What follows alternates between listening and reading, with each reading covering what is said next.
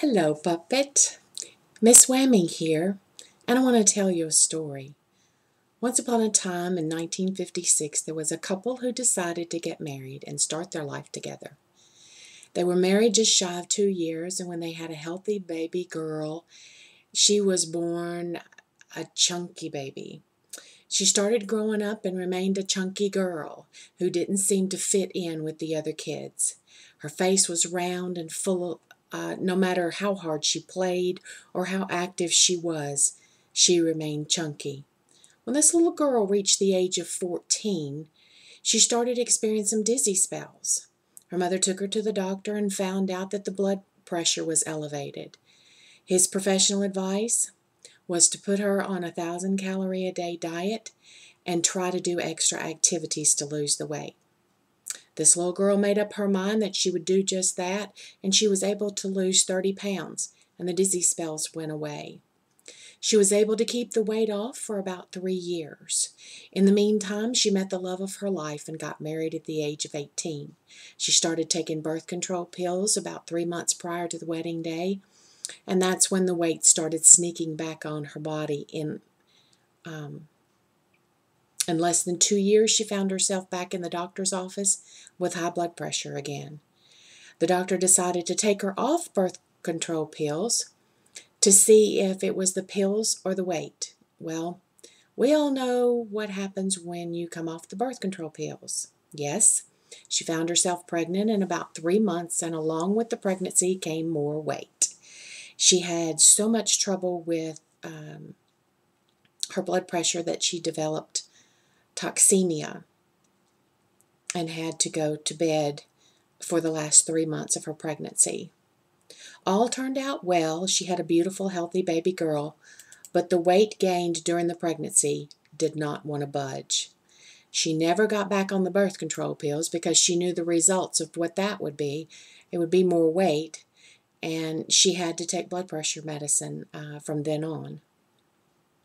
She continued to gain weight over the next several years, no matter what method she tried to lose weight with. It kept finding its way back home and brought kinfolk with it. When her daughter was 10, she found herself at 300 pounds and decided to try again to get some of the cumbersome poundage off. She and a friend tried Weight Watchers, and she was able to lose about 45 pounds and going strong. Then one day she suspected that there might be something going on in the water. She took a home pregnancy test and it was positive. Surprise, surprise, surprise. She delivered a beautiful baby boy and was able to retain all the weight she gained with this pregnancy too. This included the gain of all that she had lost on her diet and then some. She had never been successful with any weight loss attempt from then to now. Today her children are 32 and 21, and she attained her highest weight in December of 2010 at 342 pounds. She has chronic joint pain, muscle pain, fatigue, and I don't feel like it's. She has been diagnosed with insulin resistance, high blood pressure, high cholesterol, depression, anxiety, fibromyalgia, severe sleep apnea. Need I go on? 3 years ago, she started checking into weight loss surgery because she didn't know what else to do. And she started checking with her insurance company and found that weight loss surgery was not covered. A year and a half ago, she was talking to her benefits manager at work and found out that they now cover the weight loss surgery. However, she knew that the time was not right because she and her husband were caring for her mother in their home that had been diagnosed with Alzheimer's. Her mother passed away in April of last year, and she finally is getting herself together enough that she is ready to pursue the surgery in order to aid her in losing weight.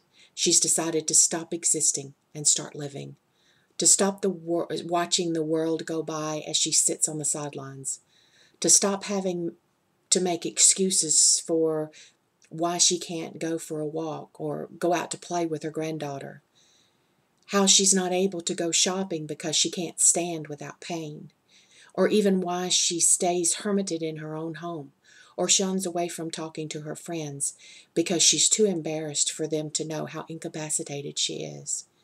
She's done lots of research and has decided that the lap band is not for her, but she has decided that the gastric bypass is her tool of choice. At this time, I would like to introduce you to the woman behind the story. It's me, Lisa.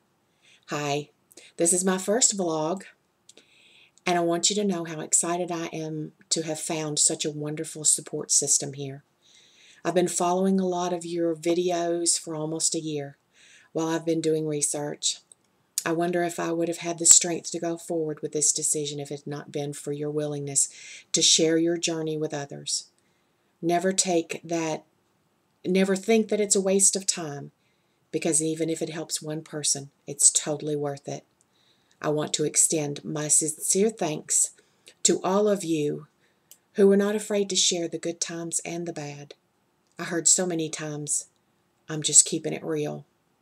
There are several of you that I have gone back and watched every single video from the very first one.